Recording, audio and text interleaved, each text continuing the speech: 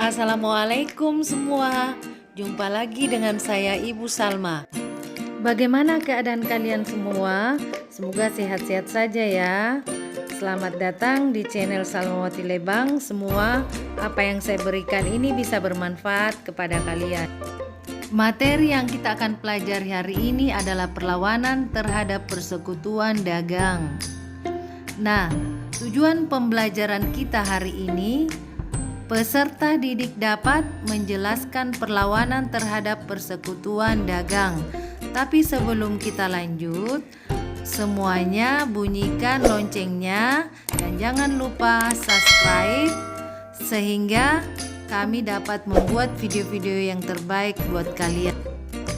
Materi IPS kelas 8 semester genap, perlawanan terhadap kolonialisme dan imperialisme. Belanda pada masa dahulu hanya menguras kekayaan Indonesia untuk kemakmuran negerinya. Bagaimana reaksi masyarakat Indonesia? Ya, tentu saja melawan. Nah, pada bab ini kita akan mempelajarinya. Nah, perhatikan gambar di sini. Ini merupakan benteng Sao Paulo. Ini berada tepatnya di daerah Maluku. Kemudian ini terdapat di Kerajaan Tidore.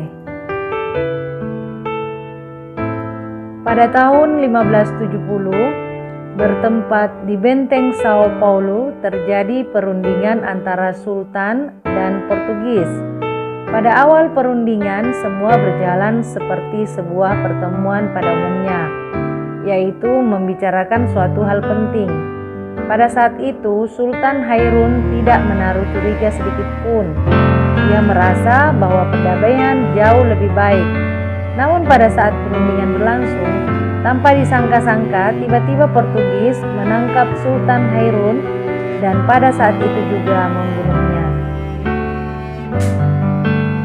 Setelah kita melewati perlawanan mengusir Portugis oleh Sultan Babula, kita lanjut yaitu perlawanan Aceh. Nah, tahukah kalian di Ternate dan Tidore, perlawanan masyarakat Indonesia terhadap Portugis juga dilakukan oleh Aceh di Pulau Sumatera. Nah, pada masa pemerintahan Sultan Iskandar Muda, yaitu pada tahun 1607 sampai dengan 1639, armada Aceh telah disiapkan untuk menyerang kedudukan Portugis di Malaka. Saat itu Aceh telah memiliki armada laut yang mampu mengangkut 800 prajurit. Pada saat itu, wilayah kerajaan Aceh telah sampai di Sumatera Timur dan Sumatera Barat. Pada tahun 1629, Aceh mencoba menaklukkan Portugis, tetapi penyerangan yang dilakukan Aceh ini belum berhasil mendapatkan kemenangan. Setelah perlawanan Aceh, kita lanjutkan lagi yaitu perlawanan Sultan Hasanuddin. Nah, Sultan Hasanuddin ini merupakan tokoh yang sangat ditakuti oleh Belanda. Ketangguhannya melawan Belanda sehingga ia dijuluki sebagai ayam jantan dari timur. Nah, Sultan Hasanuddin ini merupakan Raja Goa dari Sulawesi Selatan. Nah, anak-anak, lihat gambar penjajahan daripada Sultan Hasanuddin. Jadi Sultan Hasanuddin itu merupakan Raja Goa yang sangat ganteng dan berwibawa. Nah, di kerajaan Goa ini Sultan Hasanuddin dan Arupalaka. Jadi di kerajaan Sulawesi Selatan itu ada kerajaan Goa dan ada kerajaan Bone. Kerajaan Goa dan kerajaan Bone, kerajaan Goa itu Sultan Hasanuddin, sedangkan kerajaan Bone itu Arupalaka. Ini berselisih paham. Hal ini dimanfaatkan oleh POC dengan mengadu domba kedua kerajaan tersebut. Nah, POC memberikan dukungan sehingga Bone menang saat perang dengan Goa tahun 1666. Sultan Hasanuddin dipaksa menandatangani yaitu Perjanjian Bongaya pada tanggal 18 November 1667. Nah, anak-anakku semua, mari kita lihat isi daripada perjanjian bunganya.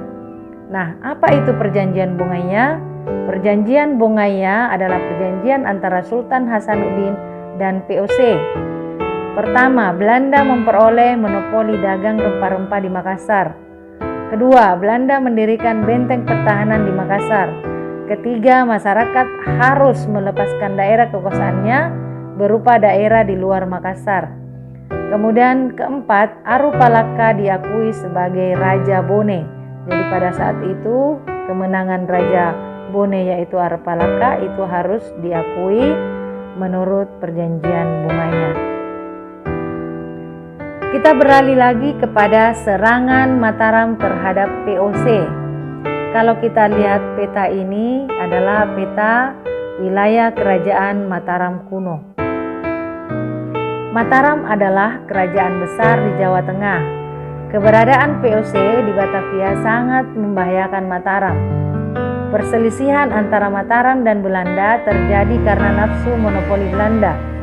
Pada tanggal 8 November 1618, Gubernur Jenderal VOC Jan Pieter Zoon Koen memerintahkan Van der March menyerang Jepara. Kerugian Mataram sangat besar. Peristiwa tersebut memperuncing perselisihan antara Mataram dan Belanda. Raja Mataram Sultan Agung segera mempersiapkan penyerangan terhadap kedudukan VOC di Batavia. Serangan pertama dilakukan pada tahun 1628. Pasukan Mataram dipimpin Tumenggung Baureksono yang tiba di Batavia tanggal 22 Agustus 1628. Selanjutnya menyusul pasukan Tumenggung Sura Agul dan kedua bersaudara yaitu Kiai Dipati Mauderojo dan Upa Santa. Pada tanggal 31 Desember 1799 kita lihat apa yang terjadi, yaitu serangan pertama yang dilakukan oleh Mataram gagal sehingga terpaksa pasukan ditarik kembali ke Mataram tanggal 3 Desember 1628. Pada serangan tersebut, tidak kurang 1.000 prajurit Mataram gugur dalam medan pertempuran. Mataram segera mempersiapkan serangan kedua dengan pimpinan Kiai Adipati, Jumina, Taat Puger, dan Kanjeng Adipati Purbaya. Persiapan dilakukan dengan lebih matang. Gudang-gudang dan lumbung persediaan makanan didirikan di berbagai tempat. Setelah semua persiapan selesai, pengepungan secara total terhadap Batavia pun dilakukan.